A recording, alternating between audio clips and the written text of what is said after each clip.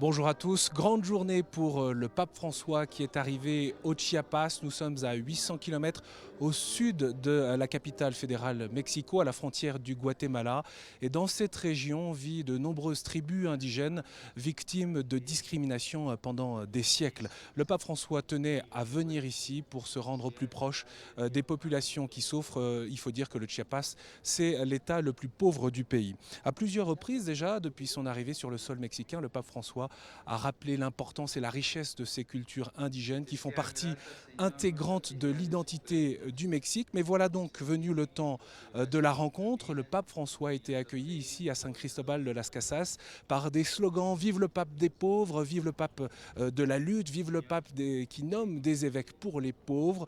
De fait, cette région est encore marquée par la rébellion zapatiste de 1994 qui luttait pour le droit des populations, pour le droit notamment à accéder à la terre. Alors, que faut-il retenir de l'homélie du pape François ici lors de cette messe? Eh bien, tout d'abord, à propos de la création, face à l'une des plus grandes crises environnementales de l'histoire, le pape a demandé à apprendre de ces populations indigènes qui ont su établir des relations harmonieuses avec la nature. Il y a aussi la tristesse du pape face à l'exclusion, l'incompréhension de ces indigènes dans la population face à leur rejet de la culture. Certains ont jugé inférieures vos valeurs, votre culture, d'autres vous ont dépossédé de votre terre ou ont posé des actes qui polluent.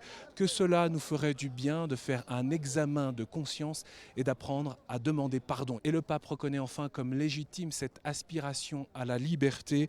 On a voulu réduire au silence et taire ce désir, on a voulu anesthésier notre âme. Eh bien, votre Père partage non seulement ce désir de liberté, a dit le pape, mais lui-même, il l'a suscité, il le suscite en offrant Jésus qui se fait chemin, vérité et vie pour que les ténèbres n'aient pas le dernier mot. Parmi les étapes de cette journée ici au Chiapas, il y aura le déjeuner avec les représentants des communautés indigènes. Il y aura également cette visite de la cathédrale San Cristobal de las Casas qui rappelle la présence multiséculaire de l'Église ici.